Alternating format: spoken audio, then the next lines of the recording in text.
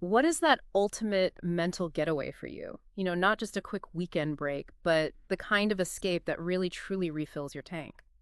Today, we're taking a closer look at this idea of a dream vacation, Mhm. but maybe not just as some kind of frivolous fantasy, more like a window into our deeper needs for peace, for stepping back and maybe reconnecting with ourselves. Exactly. And we've got a great source for this. We're diving into one person's very vivid description of their dream trip from their podcast, My Dream Vacation, Escaping into a World of Dreams. Okay.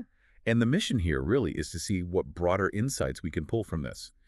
What does this one specific vision tell us about, well, that collective human need for rest and what really makes an experience feel restorative? All right, let's start with the where. The destination chosen is the Maldives. A classic dream spot for many. Right, we've all seen the pictures probably, but the source really digs into how it feels. Think white sand, like powder turquoise water that seems to, I don't know, glow, and coral reefs just buzzing with life right there. Yeah, and the description goes beyond just the visual, doesn't it? Totally. It talks about the air, warm, fresh sea breeze, that smell of salt water mixed with tropical flowers. It's a full body thing they're describing. And what's interesting is how immediate that immersion feels just listening to it. It's Yeah. not just a picture.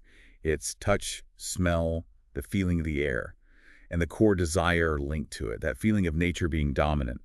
The quote was something like, nature speaks louder than noise. Yeah.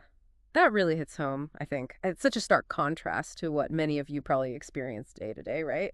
City sounds, Yep. constant buzz. Absolutely. That contrast is powerful. And it's not just being in the Maldives generally, but how. They talk about an overwater bungalow. The iconic image. Exactly. Yeah. Having the ocean literally right there. Imagine just, well, stepping out and straight into that clear water. It's the complete opposite of, fighting for towel space on a crowded beach. That specific detail, the bungalow, highlights this desire for immediate access, for privacy, for that intimate connection with the environment. It kind of amplifies the whole nature-dominant idea. Hmm. Perhaps a big part of what makes an escape truly restorative is cutting out those minor daily battles for space and quiet and just having that direct line to nature. Okay, so let's walk through a day in this dream. How does it unfold? It starts really gently.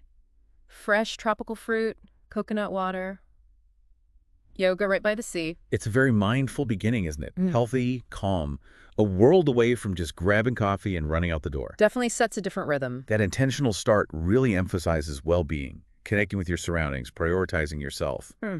How about the afternoon? What stood out for you there? For me, it was the snorkeling part. The idea of swimming among colorful fish and maybe seeing a sea turtle, there's this element of wonder. The magic of discovery. Yeah, entering another world, as they put it, exploring something totally different. It taps into that uh, basic human fascination with nature, I think. It really does. That sense of awe, Mhm. when you're immersed in biodiversity, it can be incredibly grounding. It shifts your focus outwards, makes you feel part of something bigger. And then the evening seems to slow things down even more. Watching the sunset is like an event in itself, Hmm. followed by dinner, barefoot on the beach, candlelight, stars coming out, maybe some soft local music. It's all about embracing that quiet, that slower pace. And again, notice the sensory details, the feel of the sand, the soft light, the sounds. It's crafting this atmosphere of deep serenity. It really drives home how important slowing down is for real relaxation. Now, here's something I bet resonates with a lot of people listening. A really key part of this dream is deliberately disconnecting. The digital detox. Exactly. Getting away from the constant ping of notifications, Yeah. emails, the news cycle, just wanting silence Yeah. and the space to simply be present. I know I feel that need sometimes. Oh, definitely. In our world, being truly offline can feel, well, almost radical. Yeah. But it's also what we crave most deeply, isn't it? Yeah. That desire speaks volumes about needing mental space.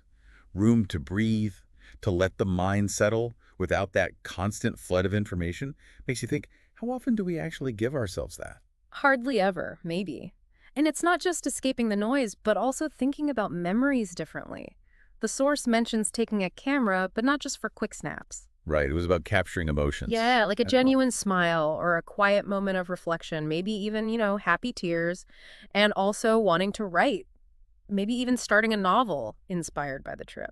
That's interesting. It suggests a more active engagement, doesn't it? Not just passively experiencing the place, but interacting with it creatively. Processing it. Exactly. Documenting feelings, writing. Mhm. It allows for a deeper connection, a way to really savor and understand the impact of the experience. So if we kind of zoom out from the specific Maldives dream, Hmm. it feels like a really good example of a broader human need, right? The need for these kinds of restorative breaks. It's not just about the fancy location itself. Precisely. It's more about what that experience does to you. The healing, the recharge, the reconnection with maybe parts of yourself or dreams you've put aside. So the where could be different for everyone. Absolutely. For this person, it's the Maldives. For someone else, it might be the stark beauty of Iceland or, I don't know, a quiet cabin in the mountains. Hmm. The location changes, but the core need, For escape, for restoration. that remains the same. It's about stepping outside the routine to find something nourishing for your well-being. Okay, so wrapping up this deep dive then, we've seen how this one dream vacation highlights some key themes.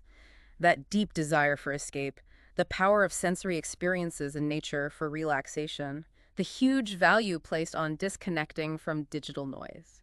And also the importance of actively engaging with and creating meaning from these experiences, like through capturing emotions or writing. Ultimately, it seems like dream vacations, whether we actually take them or just hold them in our minds, tell us a lot about our fundamental needs for well-being, for connection, for something maybe bigger than the daily grind. Well put.